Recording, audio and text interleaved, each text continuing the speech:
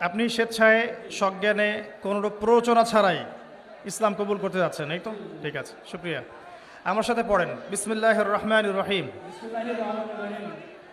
আশহাদু আল্লা ইলাহা ইল্লাল্লাহু ওয়াহদাহু লা শারীকা লাহু ওয়া আশহাদু আন্না মুহাম্মাদান আবদুহু ওয়া রাসূলুহু।